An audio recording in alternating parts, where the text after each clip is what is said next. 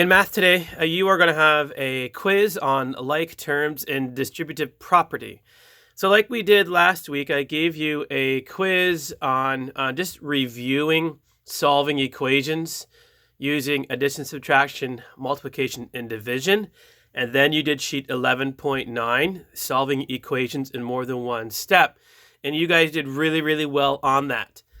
That was part one. Part 2 of sheet 11.9 we will do tomorrow. And part 2 includes like terms in distributive property. So I, again, just want to review those with you. There'll be a short quiz. So I'm just going to quickly remind you as to what those are. And then tomorrow we'll be able to jump into part 2 of sheet 11.9. So again, like terms. When we talk about like terms, the sheets are going to ask you to simplify. And simplify, again, means to make shorter. And then the opposite, being distributive property, the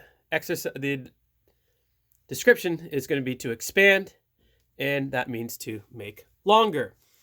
So just going to do a couple there for you just to remind you. So we're doing like terms. We're trying to put all of our m's together, all our n's together. So I'm going to write 3m with minus m, so the term. So don't forget that the term is my plus n, my plus 4n, and my minus m. So 3m minus m, and also a reminder that if it just says m, it's the same thing as saying 1m. So I have 3m minus m, I have 2m's, plus n plus 4. So this is 1n plus 4n gives me plus 5n.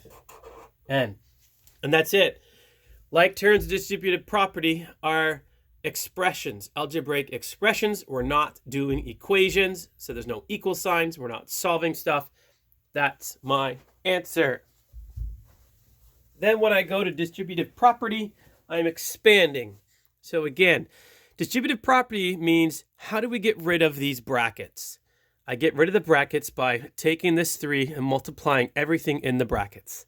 So I'm going to go 3 times 6, 3 times x gives me 3x. 3 times 6 is 18. And it's a plus because it's 3 times a positive 6. That's it. That's my answer. That's all. Down here, I have a negative number, but I'm still doing the same process. Negative 2 times 3 is negative 6, because a negative times a positive is a negative. And then negative 2 times positive 4 gives me another negative. 2 times 4 is 8, and I keep my D. That's it. That's my answer. Negative 6 minus 8D. That's all we're doing. So review this, because tomorrow we're going to put this into solving equations in more than one step. And in that part, we are actually combining solving equations using addition, subtraction, multiplication, division, like terms, and distributive property all into one question. I know it sounds like fun. So today, your only assignment is to take the quiz.